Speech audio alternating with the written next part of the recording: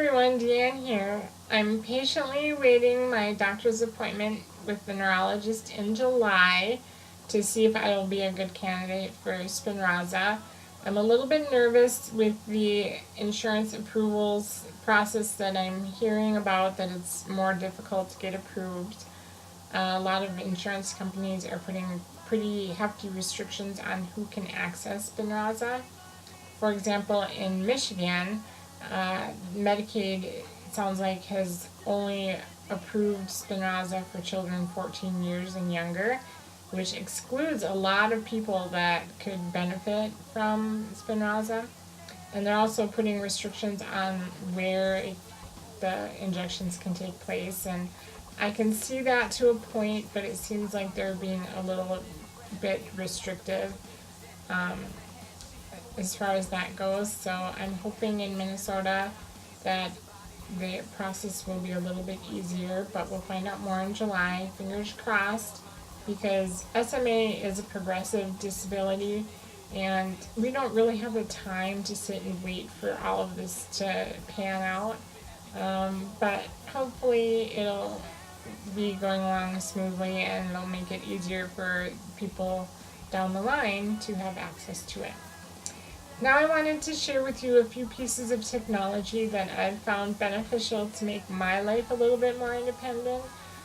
Some of them are really small things, but they make a big difference to me, and hopefully maybe they'll help you out. And if you have ideas, let me know too.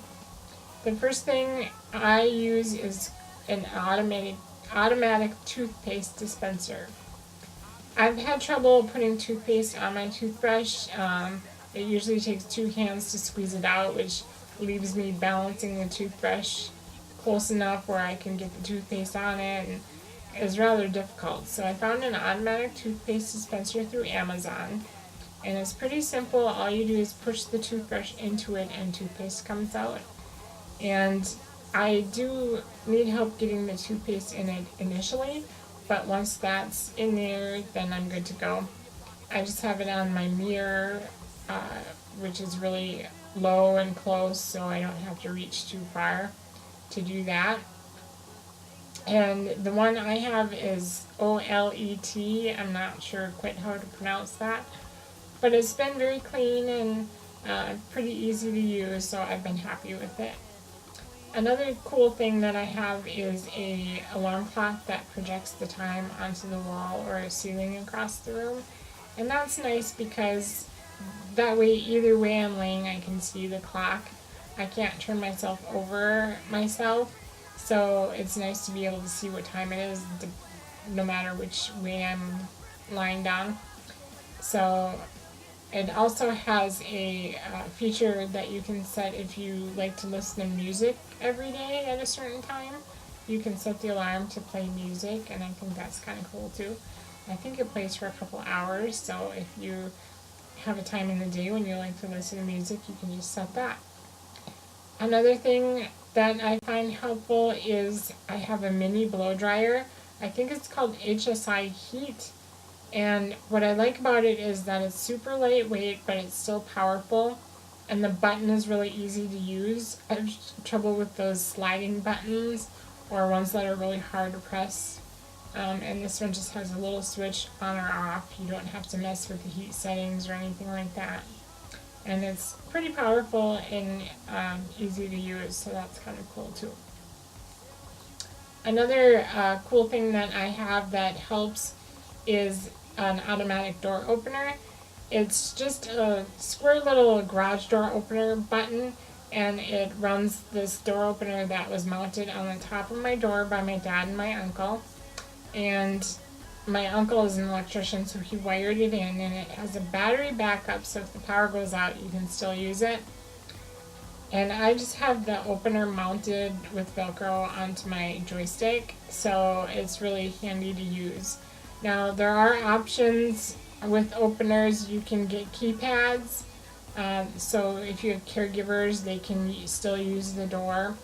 And also, if the garage door style button is hard for you to use, they have different switches depending on what your ability is, so that's pretty nice as well. But the most important piece of technology that I use is my smartphone. Now I have a Galaxy S6, and I've had it for about a year and a half, and it's on the verge of being too heavy, but it's still manageable for me, and I like the features on it, so it's been a pretty good phone. It did just go crazy on me the other day. I was really nervous about it, but after the battery wore out and I gave it a good charge, it went back to normal, thank goodness. But what I like is a lot of the voice commands that you can use. Now I haven't figured out how to wake it up using the voice command, but if you just push the button on the bottom here, then it'll wake up and you can give different voice commands by saying, "Okay Google, text Lori." Which number do you want to text? For example, you can say the first one. Mobile. What's the message?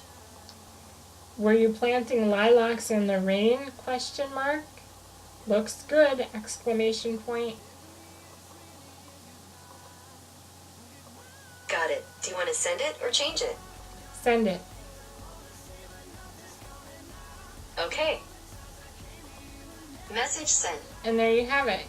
You can also make phone calls using the voice command, open apps using the voice command.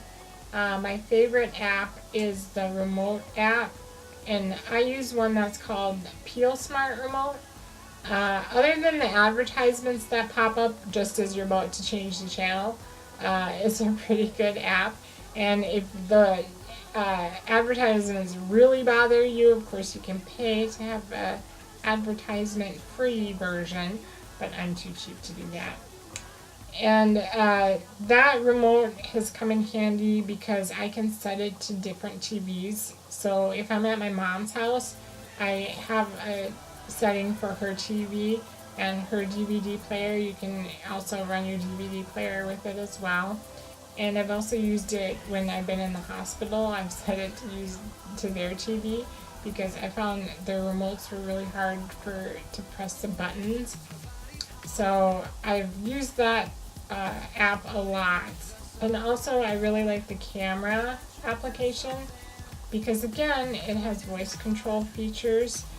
So I can just say smile and it'll take a picture, or I think it's record video. It'll start recording the video. The one thing I haven't figured out is how to turn the video off afterwards.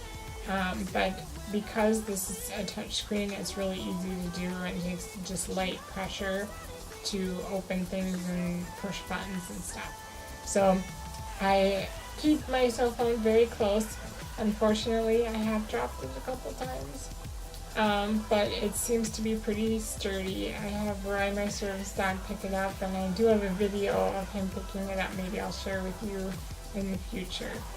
So if you have any apps that you find really useful, let me know, or technology that you find helpful, pass it along my way. I know a lot of you use the Amazon Echo and Dot, I think it's called, and that's pretty cool too. If I haven't taken that leap yet into the technology, but it does sound very handy.